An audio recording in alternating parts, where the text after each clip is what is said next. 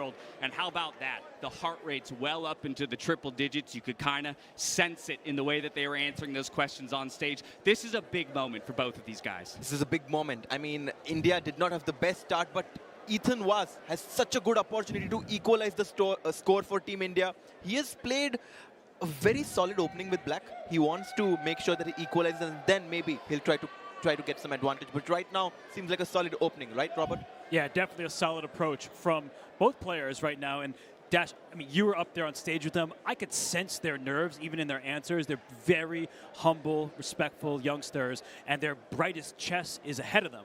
But this might be the brightest stage of their career, and I can see it even in their gameplay. Right now, it's very peaceful. But you had those creeping smiles behind both of their answers, right? And I think that's what excites me the most about these two guys, and the fact they get to play alongside of these other chess greats. Exactly. I mean, I'm sure for someone like Ethan Gukesh and Arjun has been his idol when he's growing up. Now he gets a chance to play alongside them. Not only that, he gets a chance to help that team win.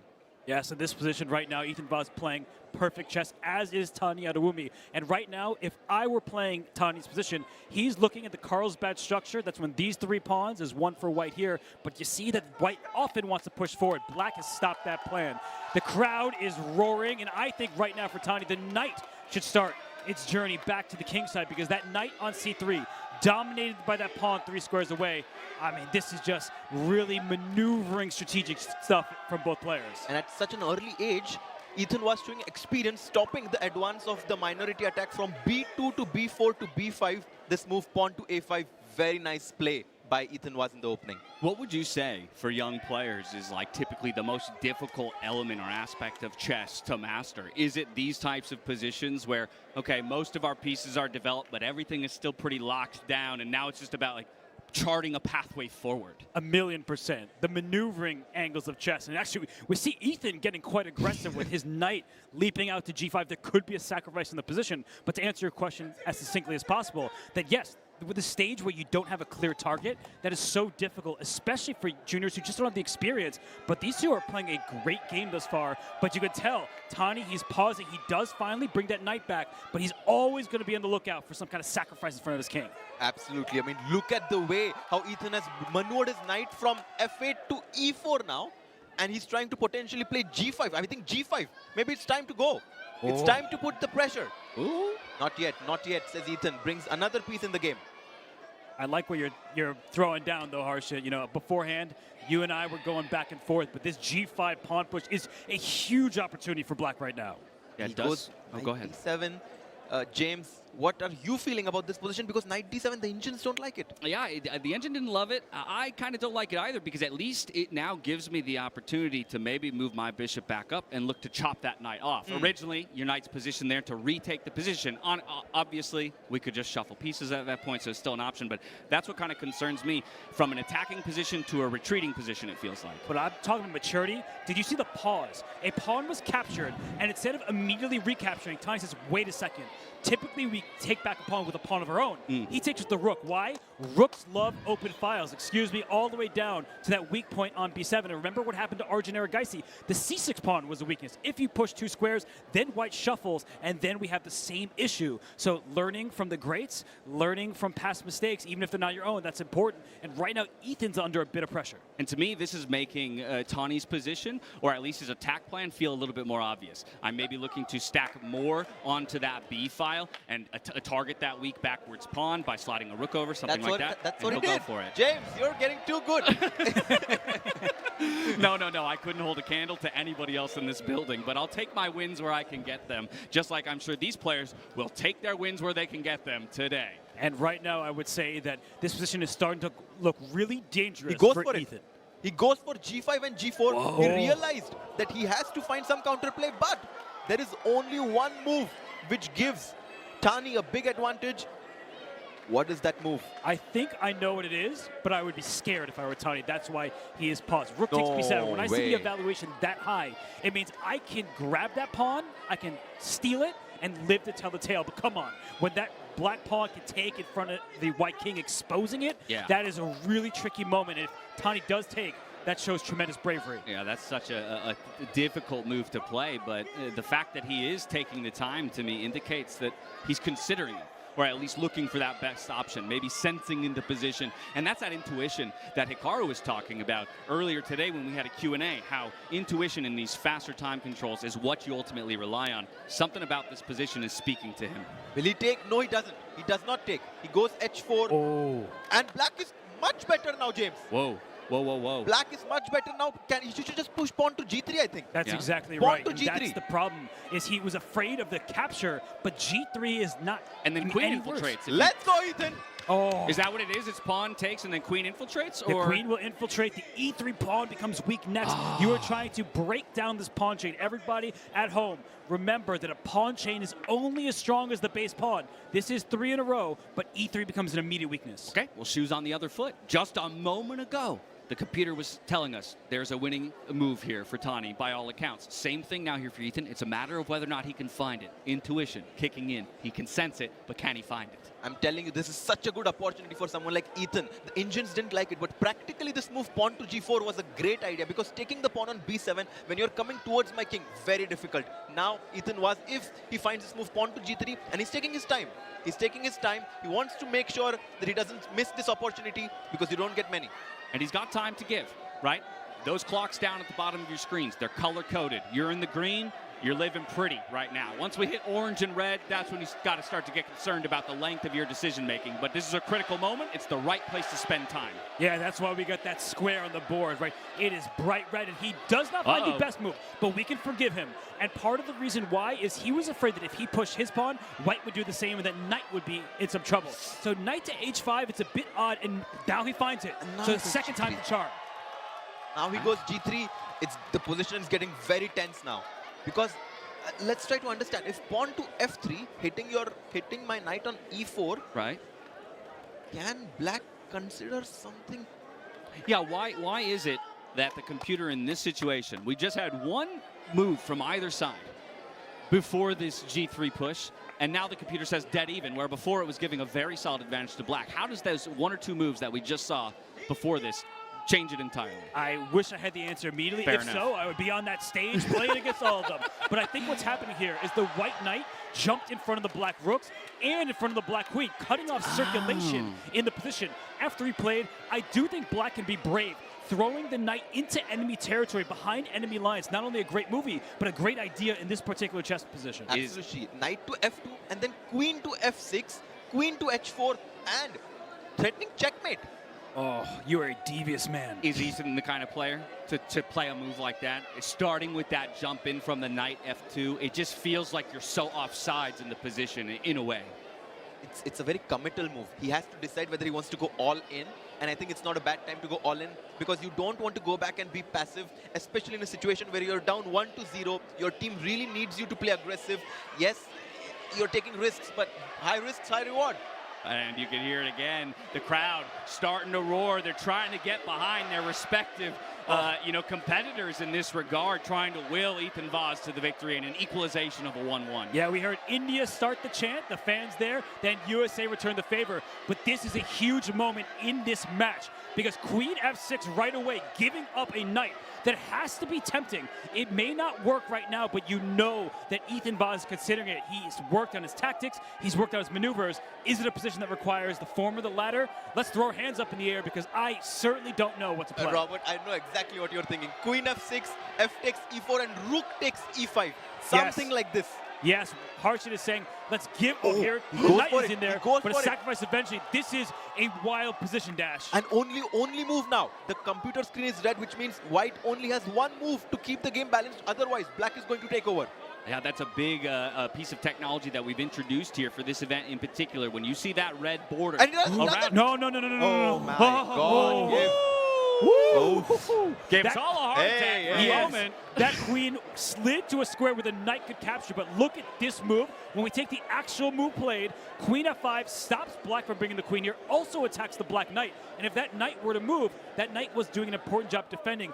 I don't like to use this word out loud, but repetition may be in the air, everybody. Whoa, Wow. no repetition. Not said anymore. Ethan. No, sir. Ethan Vaz is going for the kill. He has just sacrificed his exchange.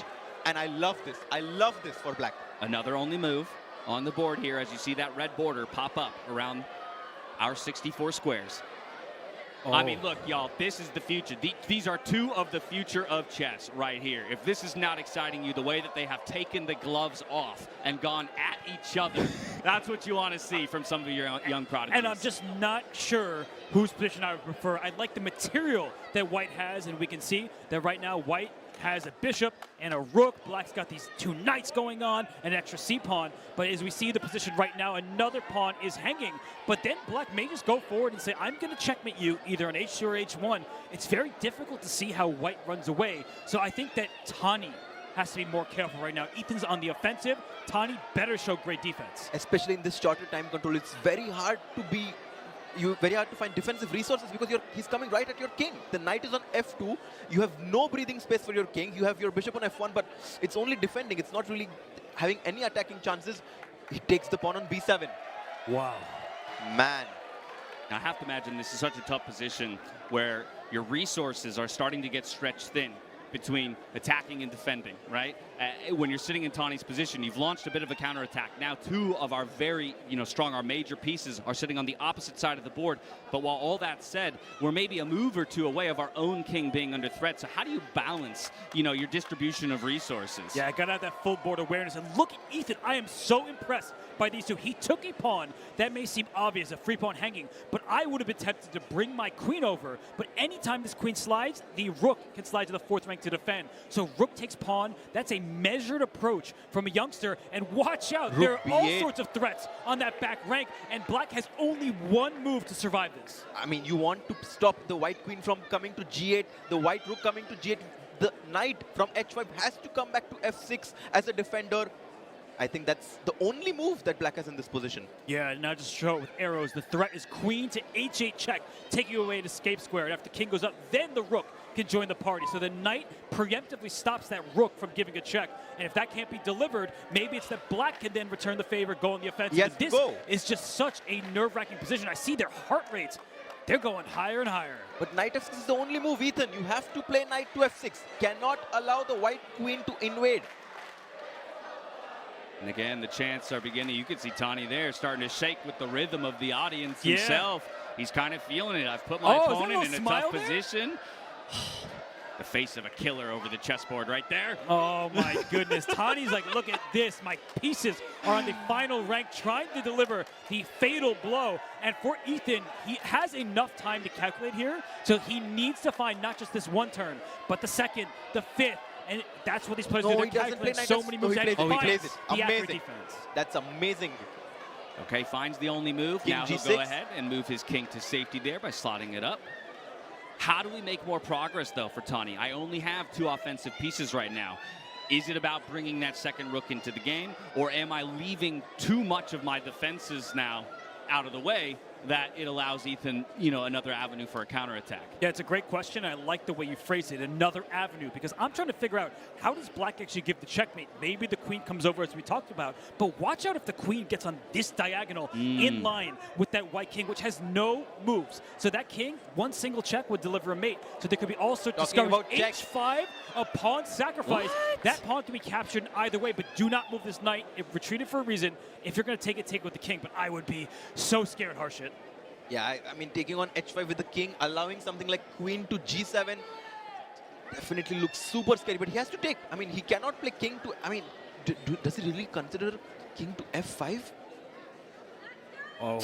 No way. That goes against all of my chess knowledge. I'm bringing my king into the center of the board while so many pieces are still on the board. It feels so scary. And, we've been talking about variants and all sorts of exciting chess formats. King of the Hill is one of them, but that king will probably die on the hill if it goes any further. But right now it's surviving, and actually, I think the tables keep turning. First, I thought that Ethan had to prove himself. Now Tani has to find a follow-up because, well, where are the checks? This knight is a heroic defender. It covers a check on h7. It covered the g8 square as well. Anytime the white queen wants to attack, the knight covers the square. And Robert, he's allowing white to capture on h6 because queen h6, queen c5, and Black is completely winning.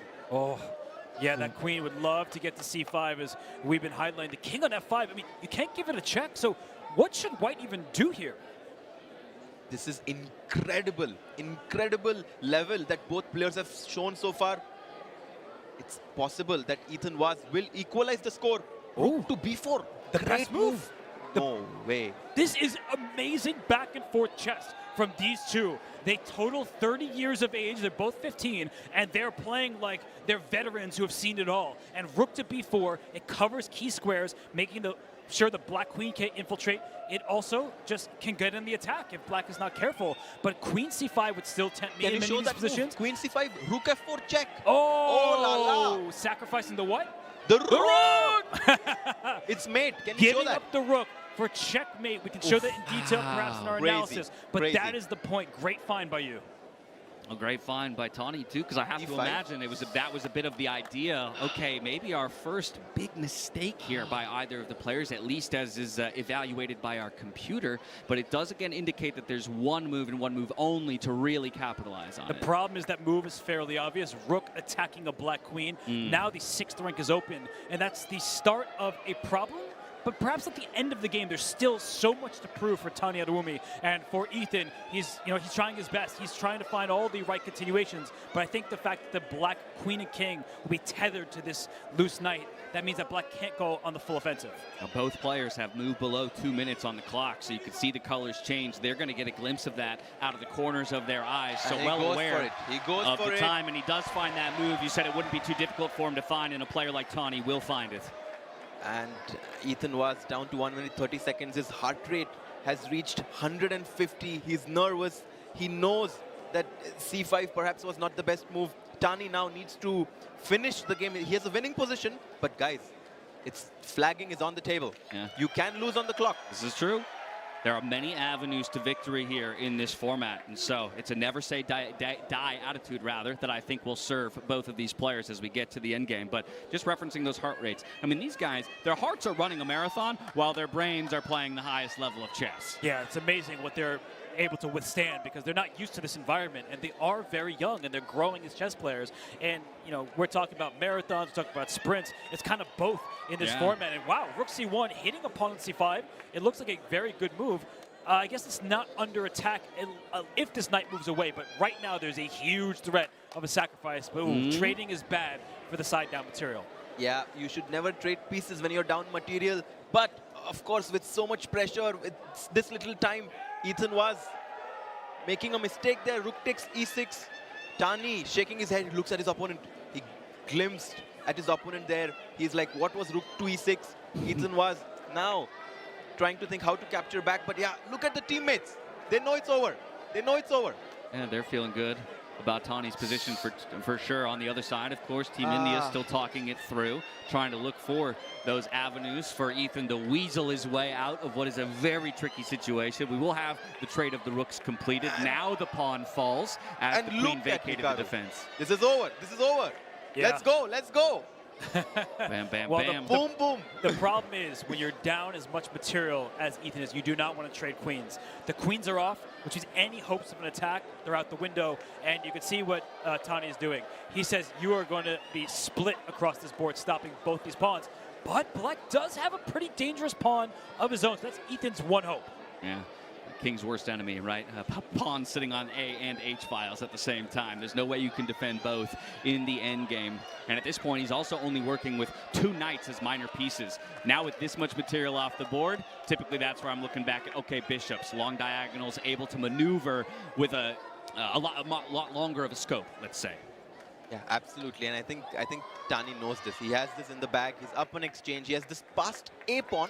Knights are notoriously bad defenders when there are outside passed pawns, and I think Tani, with this material advantage, should be able to convert. But I think this is one of the blessings of the format of this event, because this is a very instructive part of the game for players who are not grandmasters, who are not titled players, right?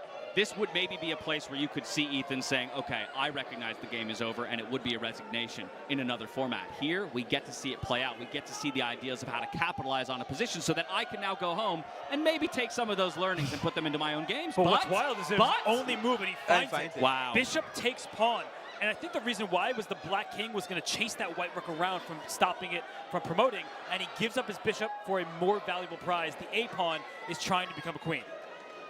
And look at all the American players there, all the Indian players as well, standing up. Flagging, Only move. Flagging is still Rook an C6. option.